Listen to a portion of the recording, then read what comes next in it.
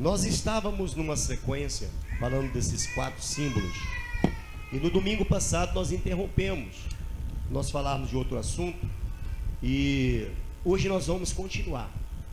Hoje nós vamos encerrar, porque nós já falamos sobre a cruz, que significa salvação, já falamos sobre a pomba, que significa batismo com o Espírito Santo, já falamos sobre o cálice, que simboliza a cura divina, mas nenhuma dessas 3 teria sentido se não fosse a última. Então, para todas essas 3 ter sentido na nossa vida, nós precisamos entender a última. A última, ou o último símbolo, que é a coroa, que simboliza Jesus voltará. E se nós não tivermos esperança nisso, então não tem sentido a nossa vida. Se nós não crermos na volta de Cristo, tudo cai por terra, tudo é inútil, tudo é em vão na nossa vida, porque tudo se resume na última: Jesus Cristo voltará. Crermos que Jesus vai voltar é o que nos mantém de pé. Crermos que Jesus vai voltar é o que nos dá forças para vencer os obstáculos e as dificuldades da vida.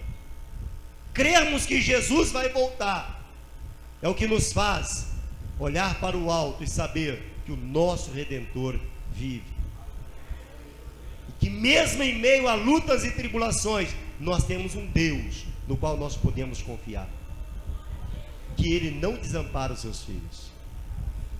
Então nós vamos falar hoje sobre Jesus voltará. E na Bíblia existem muitos, dezenas de textos que nós poderíamos estar falando deles, mas eu escolhi um, e nós vamos falar sobre ele. Está em Mateus, capítulo 24, versículo 37.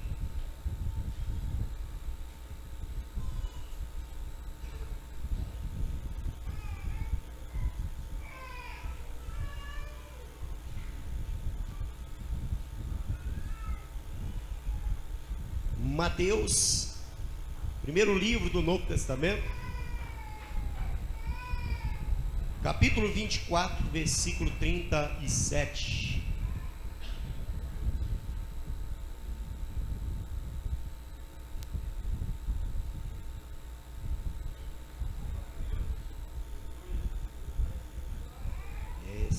Esse aleluia e glória a Deus significa achei? Que bom. É isso aí, então continua assim.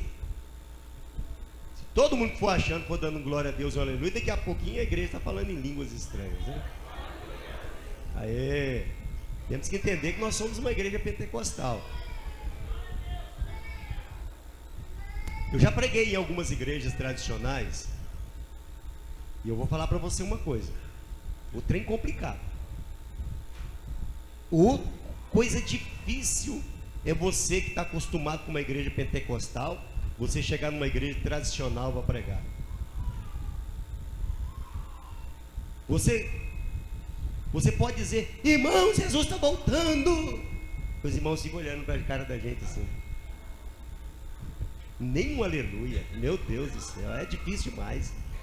É uma frieza, sabe, uma geladeira. Não dá não, complicado. Vamos ler. Nunca se esqueça, você é uma igreja pentecostal. E uma igreja pentecostal não fica com a boca fechada para dar glória a Deus. E como foi nos dias de Noé, assim será também a vinda do Filho do Homem. Isso aí, ó, tá vendo? Isso é com a igreja pentecostal. Se você lê isso numa igreja tradicional, você não escuta nem um aleluia, nem um glória a Deus, nada. Tem que ser assim. Então vou até ler de novo, vocês me animaram. E como foi nos dias de Noé, assim será também na vinda do Filho do Homem. Tá vendo? Olha aí, maravilha. Porquanto, assim como nos dias anteriores ao dilúvio, comiam, bebiam, casavam e davam-se em casamento, até o dia em que Noé entrou na arca, e não o perceberam, até que veio o dilúvio e os levou a todos. Assim será também a vinda do Filho do Homem. Pode se sentar dando glória a Deus. Não perca a essência do glória a Deus, do aleluia. Isso aí. Muito bem. Amados irmãos, os discípulos de Jesus, eles estavam sempre querendo saber alguma coisa em relação à sua volta, porque todas as vezes que Jesus tinha oportunidades, ele falava que não era para eles se preocuparem, ele iria morrer, ressuscitar, e que um dia ele voltaria para buscar a sua igreja. E os discípulos, como todo ser humano, teve aquela curiosidade: Senhor, mas quando é que isso vai acontecer? Então Jesus começa a falar para eles algumas coisas, dar algumas dicas de como e quando seria isso. E de repente Jesus então começa a fazer uma alusão aos dias de Noé, a arca ou ao dilúvio, e fazendo uma comparação entre a sua vinda e os dias do dilúvio. E para nós entendermos exatamente o que Jesus estava querendo dizer, para nós entendermos com mais clareza a mensagem que Jesus queria pregar e ensinar, nós precisamos entender um pouco sobre o que aconteceu no dilúvio, para nós entendermos melhor a lição que Jesus quis passar através dessa comparação que ele fez. É necessário que entendamos um pouco mais sobre os dias do dilúvio. Todo mundo aqui já ouviu falar do dilúvio. Todo mundo aqui já sabe alguma coisa a respeito de Noé. E eu quero alertar vocês, aproveitando a oportunidade. Tem um filme que está sendo exibido por aí na televisão e no cinema, chamado Noé. Se você já assistiu esse filme, não assista de novo. Se você não assistiu, não assista nunca. Porque é um filme demoníaco, é um filme que tenta distorcer a palavra de Deus. E para a gente que conhece um pouquinho da Bíblia, ao ver aquele filme, dá até náuseas, porque você vê o objetivo do autor daquele filme de desfazer de Deus, de distorcer a palavra de Deus. Então, não se apegue ou não pegue por base os dias de Noé por aquele filme, mas sim pela palavra de Deus. Porque naquele filme não tem nada da palavra de Deus, absolutamente nada da Bíblia. Então esqueça o filme. Se você já assistiu, esqueça o que você viu. Apague da sua memória. Se você não viu ainda, quando aparecer a propaganda, esquece, não vá, não vá.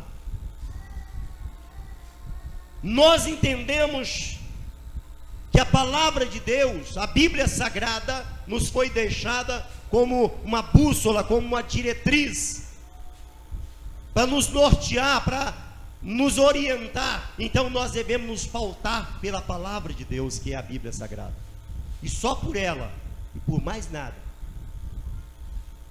E a palavra de Deus está nos falando um pouco sobre o dilúvio. E aí, para nós entendermos o que Jesus quis dizer quando ele fala: a vinda do Filho do Homem será como os dias de Noé, será como o dilúvio. Vamos entender então. Vamos entender algumas coisas. Primeira coisa que nós vamos entender aqui é por que aconteceu o dilúvio. Por que Deus mandou o dilúvio na terra? É o primeiro ponto que nós precisamos entender, e entender bem a fundo, para nós não cometermos erros. Por que do dilúvio? No capítulo 6 de Gênesis, a Bíblia nos conta a história e o porquê Deus resolveu mandar o dilúvio. Deus aparece e ele fala assim: a terra está corrompida e cheia de violência. Preste atenção nisso. Deus está dizendo: a terra está corrompida e cheia de violência. E ele completa dizendo: por causa disso eu resolvi dar cabo da humanidade, ou exterminar a humanidade sobre a terra. Por quê? Por que razão? A terra está corrompida e cheia de violência. E aí, quando nós trazemos isso para os nossos dias, será que a terra hoje não está em semelhante situação? Será que a terra hoje não está corrompida e cheia de violência? Quando falamos de terra corrompida, não é só corrupção financeira. Isso é só um dos fatores, só uma das coisas, um dos detalhes que dá uma certa ira, né, de você ver tanta gente roubando. O escândalo da Petrobras foi o maior do mundo. Escandalizou até os Estados Unidos. Até os países estrangeiros ficaram de cabelo em pé por saber do rombo e da corrupção dentro da Petrobras. E olha que não descobriram nem a metade ainda. E várias outras áreas, em várias outras situações. Mas quando falamos de corrupção, não é só na área financeira. Vamos entender aqui, quando Deus fala que a terra estava corrompida na época de Noé, não era só a área financeira, era todas as áreas que o povo havia se corrompido. E quando nós olhamos para a situação hoje do mundo, o mundo está corrompido, não só por conta do dinheiro, mas em todas as áreas. E tem uma coisa, irmãos, que tem chamado a atenção do mundo, e eu em particularmente tem ficado assim assustado, como que está avançando e alastrando o homossexualismo, a legalização do homossexualismo. Nós tivemos essa semana um plebiscito lá na Irlanda, um plebiscito para definir se iria legalizar o casamento gay ou não. E eu não vi o final do plebiscito, da pesquisa, mas o repórter estava dizendo que pelas pesquisas, irmãos, lá na Irlanda, em cada 4 irlandeses, 3 eram a favor do casamento gay. De cada 4, 3 eram a favor do casamento gay. Num país conservador, num país considerado religioso. E aí, quando você traz isso para o Brasil, você fica mais escandalizado ainda, porque aqui já está acontecendo liberalmente. 2 homens se casando e adotando crianças, o que é mais complicado.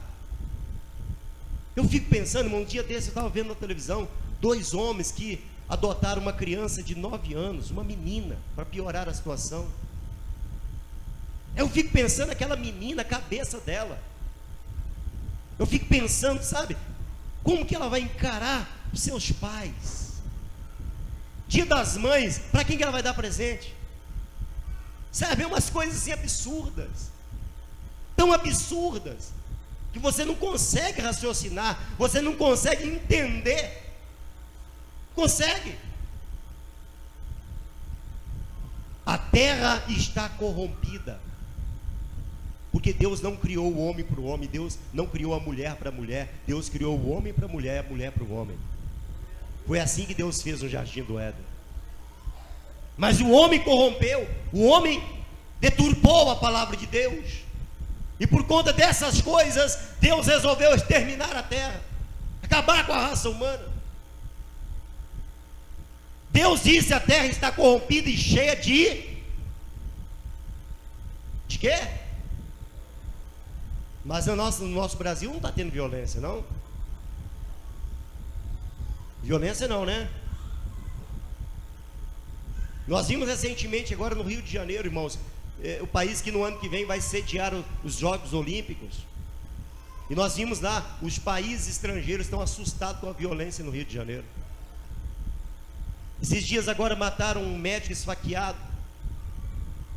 E aí aquele alarme todo. E quando pensa que parou, 3 dias depois, esfaquearam mais 2 pessoas. A violência está crescendo de uma forma extremamente assustadora. A terra está corrompida e cheia de violência. Crimes absurdos, crimes hediondos. Você não sabe explicar o porquê, a causa. Pessoas matam um ao outro como se fosse um passarinho. Por causa de 5 reais alguém tira a vida do outro. Ninguém respeita ninguém mais. Hoje, para a gente sair de casa para dirigir, para pegar um trânsito, principalmente se o trânsito estiver meio engarrafado, você tem que orar muito para Deus te dar paciência, porque ninguém está tendo paciência no trânsito.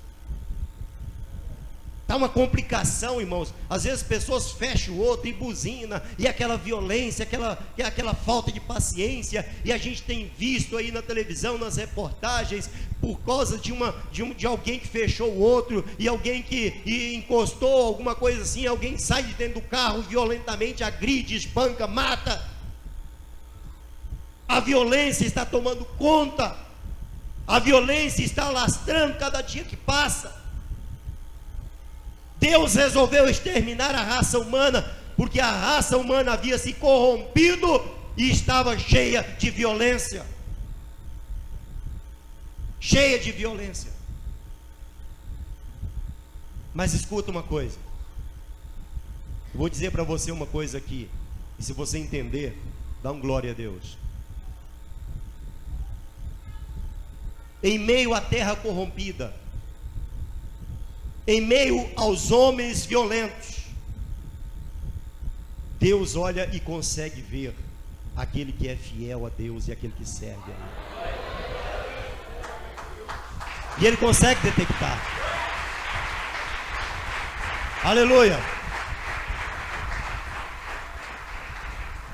Deus jamais vai destruir uma pessoa que é fiel a Ele por causa da infidelidade dos outros.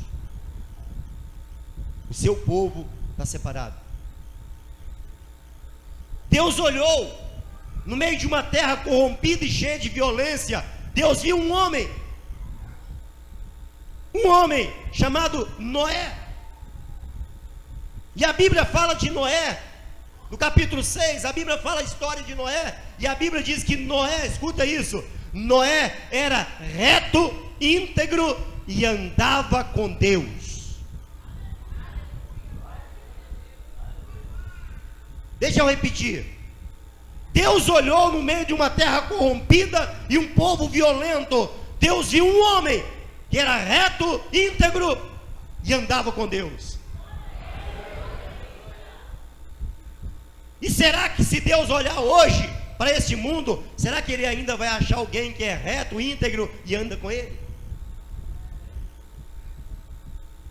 Reto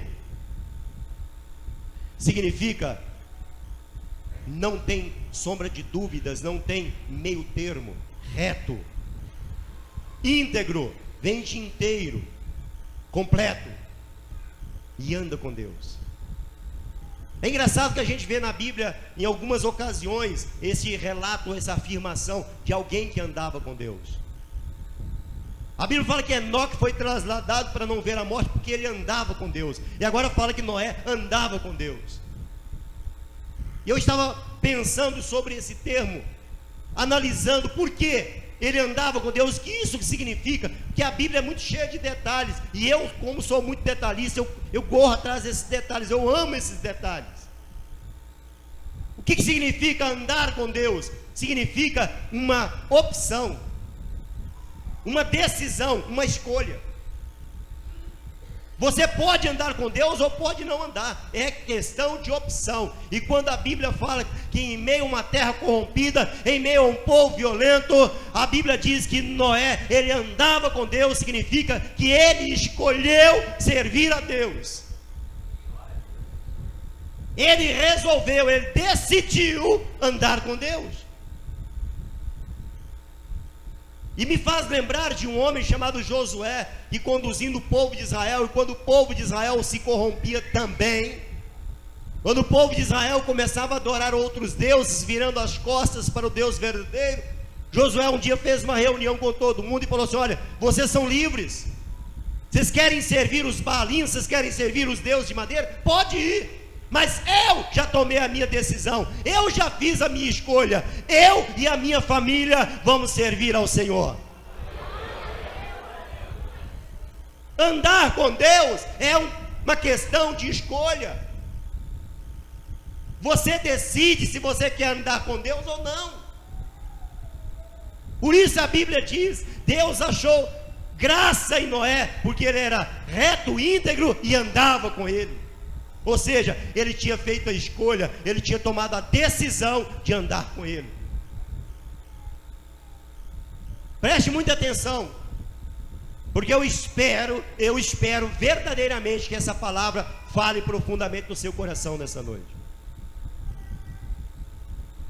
Noé escolheu andar com Deus, e por conta disso, Deus se manifestou a ele e diz assim: Noé, tenho achado graça em você. Você é íntegro, você é reto e tem andado comigo. Você escolheu me servir.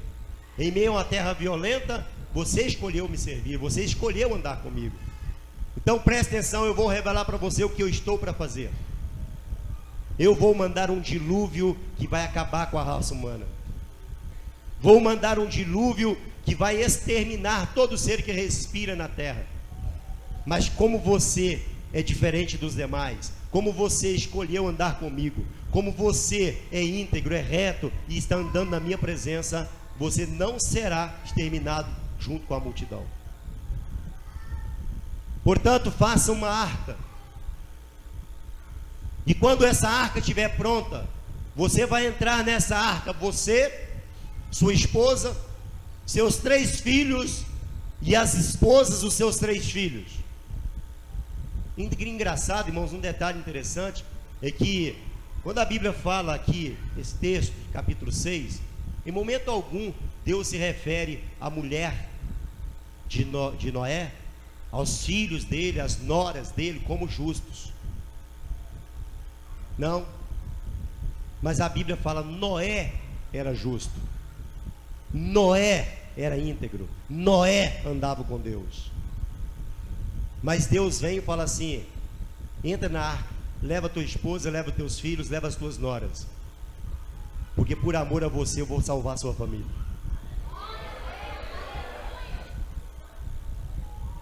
Não sei se você vai acreditar no que eu vou te dizer, mas é uma profecia, e se você crer, você vai ver a glória de Deus na sua vida. E não é só baseado nessa passagem, não, é baseado também no capítulo 16, versículo 31 de Atos dos Apóstolos, que Paulo diz assim: crê no Senhor Jesus e serás salvo tu e a tua casa. Eu acredito que tem gente aqui que está desesperado por causa do filho que está na droga, por causa do marido, da esposa que está longe de Deus e não quer saber de Deus. Não se preocupe, seja fiel a Deus você, e por amor a você, Deus vai resgatar a sua família. Creia nisso.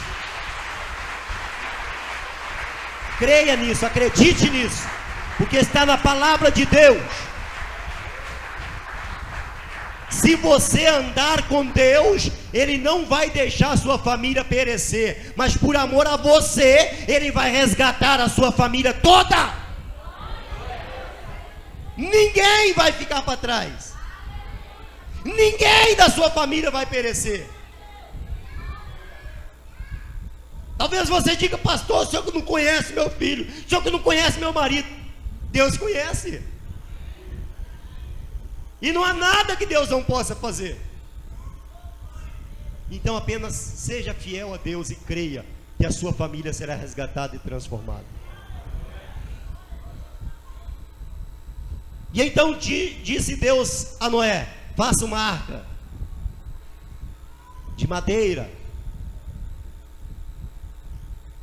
E Deus passa para Noé a medida da arca: 300 côvados de comprimento, 50 côvados de largura e 30 côvados de altura, de 3 andares. Para você ter uma noção, só para você ter uma noção, a Bíblia nos fala de 3 tipos de côvados. O mais comum, o mais usado, ele tinha 50 centímetros. Significa que um côvado, o mais usado, eu não sei exatamente se foi esse que Noé usou, que Deus passou para ele, mas provavelmente que era o que os hebreus mais usavam. Tinha 50 centímetros, meio metro. Então significa o quê? 300 côvados dá 150 metros. Para você ter uma noção da dimensão do tamanho da arca, desta parede até na porta de saída tem 28 metros. E ele construiu uma arca com 150 metros. Vou repetir: daqui até lá atrás tem 28 metros. Ele construiu uma arca com 150 metros. Bem grandinha, né? 50 côvados de largura significa 25 metros de largura. Essa igreja aqui tem 8 metros e 40 centímetros de largura. Então imagina, 25 metros. Essa aqui tem 8, quantas vezes mais? 3 vezes mais. 3 vezes mais larga do que isso aqui. 30 côvados de altura significa 15 metros. Aqui nesse forro deve ter 4 metros. E ele fez de 15 metros. Então imagina, 3 andares. Dá para você ter uma noção? Considerando que naquela época não havia serras elétricas, não havia nenhuma ferramenta eletrônica como nós temos hoje, era tudo à base de pedras, ferramentas feitas de pedras, e não tinha muita mão de obra, porque era só ele e os 3 filhos. Noé gastou mais de 1 ano para construir essa arca. Mais de 1 ano construindo a arca, que Deus havia passado a planta para ele. Agora preste atenção: Noé construindo essa arca durante mais de 1 ano, em meio a uma multidão de gente. O ser humano é curioso, sim ou não? O bicho curioso é o tal de ser humano. Eu nunca vi um bicho tão curioso igual o ser humano. Sexta-feira eu estava no centro de Belo Horizonte, estava na rua Curitiba, então eu descia para pegar meu carro no estacionamento. Quando eu descia, eu ia pegar a rua Carijosa, vi uma multidão descendo correndo, mas uma multidão, irmãos, que eu fiquei assim, eu parei e falei assim: o que está acontecendo? Deve ter caído um avião ali, deve ter explodido uma bomba, Jesus está voltando, o que está acontecendo? Porque umas 500 pessoas, irmão, todo mundo correndo, aquele arrastão para a rua abaixo. E eu falei: o que está acontecendo? Eu fiquei assustado. Eu falei: alguma coisa muito extraordinária aconteceu aqui. E eles estavam descendo na mesma direção que eu tinha que ir para pegar meu carro. Então eu estava descendo e a multidão vinha, me empurrava e corria, e gritava, aquela confusão. Eu falei: meu Deus, o que é isso? E eu fui descendo e falei: o que aconteceu? Quando eu cheguei 2 quarteirões abaixo, aquela multidão toda era por causa de um trombadinha que a polícia militar tinha pego. Eu falei assim: eu não estou acreditando nisso. A polícia estava algemando um rapazinho, e a multidão ali, o que aconteceu? Pegou. Tem uma delegacia da polícia militar, a polícia levou o rapaz para lá e formou aquela multidão de gente na porta da delegacia. Eu passei do outro lado e falei: meu Deus, o que é isso? Uma multidão de gente para ver a polícia prendendo um ladrão, como se isso não fosse a coisa mais comum do mundo, né? Como se não acontecesse a todo momento, a toda hora. Não é verdade? Mas o ser humano é muito curioso. Então eu posso imaginar Noé construindo a arca e os curiosos em volta. Que é isso, Noé? O que você está fazendo? Eu posso imaginar Noé construindo a arca e gente entrando dentro da arca, Falando: Noé, o que você está fazendo aí, cara? Você ficou doido? Porque Noé estava construindo uma arca gigantesca em um lugar onde nem mar tinha, onde nem água tinha. Seria a mesma coisa se você arrumar um lote aqui vago e começar a construir aqui um navio. Você vai ver o tanto de curioso que vai passar lá. Para que você está fazendo isso? Que não tem mar em Minas. Noé construía a arca durante mais de um ano, e as pessoas passavam, e eu posso imaginar, a Bíblia não fala com clareza de detalhes, mas dá para a gente imaginar, porque a nossa mente é fértil. Dá para a gente imaginar as pessoas passando, falando: ó, o cara ficou louco, o cara pirou, construindo um navio desse tamanho, num lugar seco, onde nem água tem. O cara pirou, Noé ficou louco, ficou doido. E eu posso imaginar, quando a arca estava quase completa, quase concluída, eu posso imaginar as pessoas entrando dentro da arca e zombando de Noé, porque ele não estava construindo a arca no lugar deserto, ele estava construindo a arca no meio do povo, lugar habitado. Então era inevitável que as pessoas viessem, era inevitável que as pessoas, quem sabe alguém ali até ajudava ele a carregar uma madeira, né? Quem sabe alguém até dava uma forcinha para ele, dava uma mãozinha para ele, mas falava assim: ó, eu vou te ajudar aqui, mas você está louco, cara. Vou carregar essa madeira para você, mas você pirou. E aí depois a arca é concluída. E quando a arca fica pronta, Deus aparece e diz assim a Noé: agora você entra na arca, pega seus 3 filhos, sua esposa, suas noras, entra na arca, pega os animais que vocês já sabem, e entra na arca, porque eu vou mandar o dilúvio daqui 7 dias. E Noé entra para dentro da arca, e o anjo vem e fecha a porta da arca.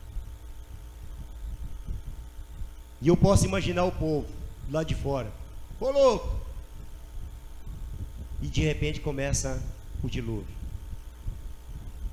40 dias e 40 noites. E eu estava olhando isso e eu fiquei pensando assim: engraçado, eu sempre fui muito curioso. Eu falei assim: 40 dias e 40 noites de chuva, não dá para inundar a terra toda assim. Porque a Bíblia diz que a água cobriu os mais altos montes, e a água subiu 6 metros acima dos mais altos montes. Dá para você entender o que é isso? Toda a terra coberta de água 6 metros acima dos mais altos montes. Hoje nós temos os montes, parece que o Everest, não sei o que, tem uns montes aí muito altos. Imagina o que é 6 metros acima desses montes. E eu ficava pensando: 40 dias de chuva não dá para fazer tudo isso. Até que a gente vai nos detalhes. Porque a Bíblia diz que quando começa o dilúvio, Deus, ele abre as comportas do céu, mas abre também as comportas do abismo. Significa que a água tanto subia como descia. Eu não sei se você sabe, mas debaixo de nós tem um lençol freático cheio de água. Então Deus abriu as comportas do abismo, e a água subia e a água descia. 40 dias e 40 noites inundou tudo. E aí dá para imaginar, quando a água começou a subir, a arca começou a boiar, flutuar. E as pessoas que estavam do lado de fora, a multidão, aquelas pessoas violentas, corrompidas, eu imagino que elas deviam começar a pensar assim: não é que o velho estava certo? Mas o que fazer agora? O que fazer agora? Vamos bater na porta da arca? Vamos pedir Noé para abrir para a gente? Não dava. Mesmo que ele quisesse, não dava, porque a arca foi lacrada pelo lado de fora. Não dava para abrir. E a água subiu, e subiu, e subiu, e todo ser vivente que estava do lado de fora morreu, pereceu com o dilúvio. Não sobrou nada e nem ninguém.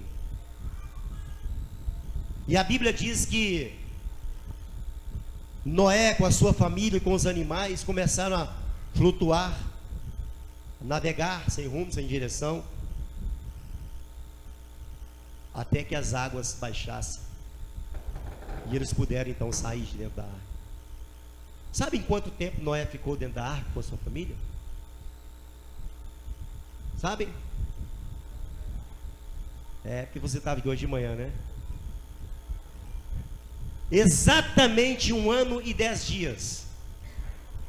Desde o dia em que Noé entrou na arca até o dia que ele saiu. 1 ano e 10 dias. Dentro da arca. Até que as águas baixaram. E aí então, eles saíram da arca. Agora escuta uma coisa. Por que Jesus faz essa comparação? Vamos entender uma coisa. Pior do que morrer afogado no dilúvio. Tinha alguma coisa pior do que isso, pastor? Tinha. Pior do que morrer afogado no dilúvio é morrer afogado lembrando que teve a oportunidade de entrar na arca e não entrou. Está entendendo ou não? Então segura aí no banco aí. Segura assim, firme, para você não cair. A Bíblia fala que a vinda de Jesus é comparada com os dias de Noé. Então deixa eu adiantar uma coisa para você. Sabe o que é pior do que ir para o inferno? Tem alguma coisa pior do que ir para o inferno, pastor? Tem. Pior do que ir para o inferno é ir para o inferno e lembrar que você teve a oportunidade de ser salvo e não quis.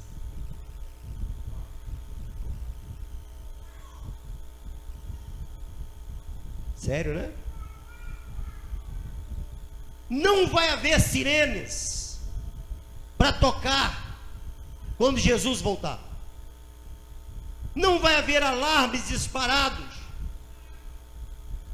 Sabe o que ele está dizendo aqui? Nos dias anteriores ao dilúvio, as pessoas comiam, bebiam, casavam, se davam em casamento, faziam festas. Significa, estavam distraídos, despreocupados, até que veio o dilúvio. Não é muito diferente com os dias de hoje.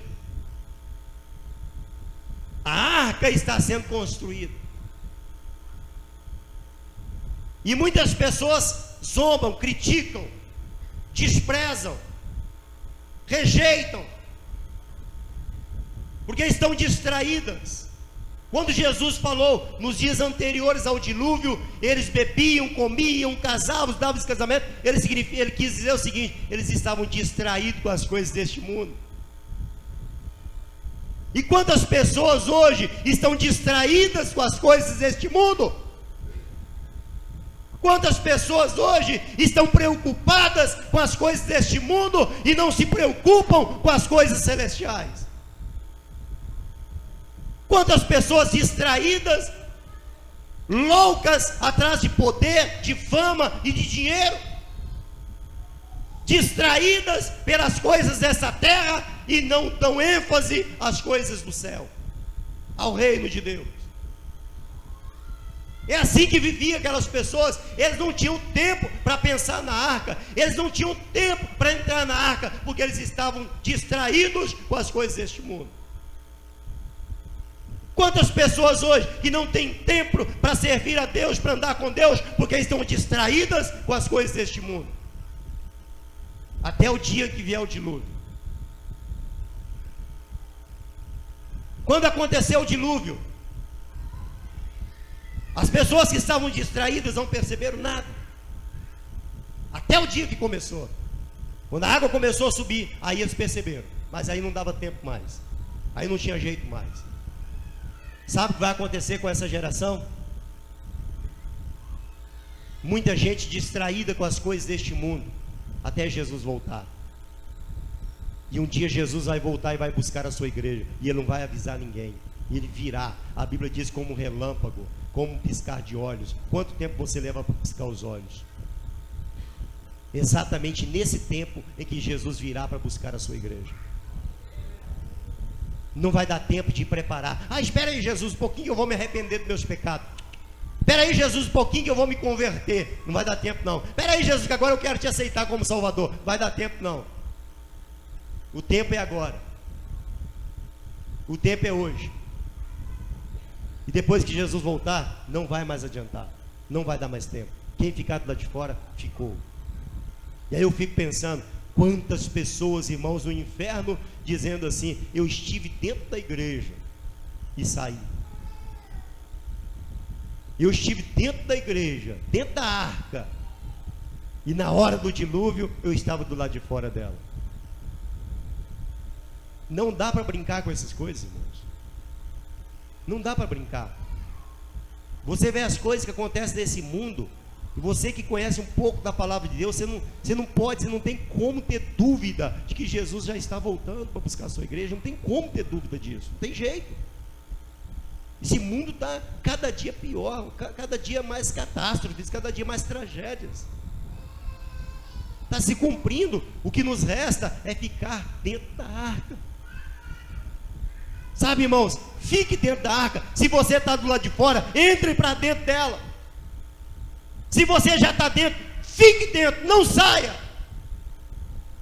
Não saia, porque a porta vai ser trancada e quem estiver do lado de fora não vai ter como entrar mais. Aí, algumas pessoas saem da igreja e você vai procurar saber por quê. Porque eu fui ofendido, porque o irmão me chateou, porque o irmão pisou no meu pé, não sei o quê, papá. É difícil conviver dentro da igreja, irmãos. Imagina Noé com a sua família, 1 ano e 10 dias dentro da arca, cheio de animal. Gambá, raposa, elefante, jacaré. Imagina, 1 ano e 10 dias. Imagina o mau cheiro. Eu não imagino que foi fácil para ele. 1 ano e 10 dias convivendo com isso. Às vezes nós achamos que a igreja está ruim, está difícil. Mas eu garanto para você, lá fora está pior. Porque dentro da arca tinha mau cheiro dos animais, mas lá fora tinha cadáveres. Estava cheio de cadáveres boiando pelas águas.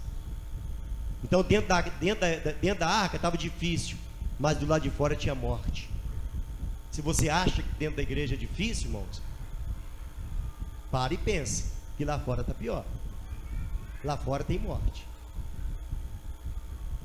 Então você que está de pé, cuide para que não caia. Você que está dentro, cuide para que não saia. Você que está fora, entre logo, entre hoje, porque a porta pode fechar hoje ainda. E aí? Depois que fechar não tem jeito mais. Não adianta bater. É por isso que Jesus falou assim: naquele dia do julgamento final, muitos vão chegar diante dele e vão falar para ele: Senhor, no teu nome eu expulsei demônios, no teu nome eu curei os enfermos. Mas ele vai dizer assim: aparta de mim, porque eu nunca te conheci. Ou seja, pessoas que estiveram dentro da arca, mas saíram. Na hora principal, no momento principal, eles saíram. Então guarde isso aí no seu coração, ainda que seja pesado. Pior do que ir para o inferno é ir para o inferno sabendo que teve a oportunidade de ir, não ir, e foi assim mesmo.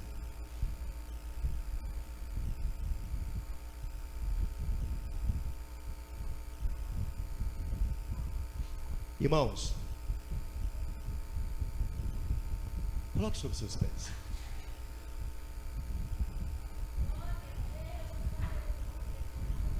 Deixa eu só falar uma última coisa para encerrar isso aqui. Não se engane com uma coisa: nós conseguimos e podemos dividir o ministério de Jesus em 3 etapas. Primeira etapa, ele veio como Salvador do mundo. Segunda etapa é atual, ele atua hoje como nosso advogado, intercedendo por nós. Mas na terceira e última etapa, ele não virá como Salvador e não virá como advogado, ele virá como juiz, para julgar. Então, se nós não aproveitarmos essas etapas primeiras, quando chegar a época de ele vir como juiz, a coisa vai ficar feia. Porque pelos relatos bíblicos, ele não vai julgar com brandura, com misericórdia, ele vai julgar com justiça, com mãos firmes, pulsos fortes. Ele vai julgar com justiça. Feche seus olhos.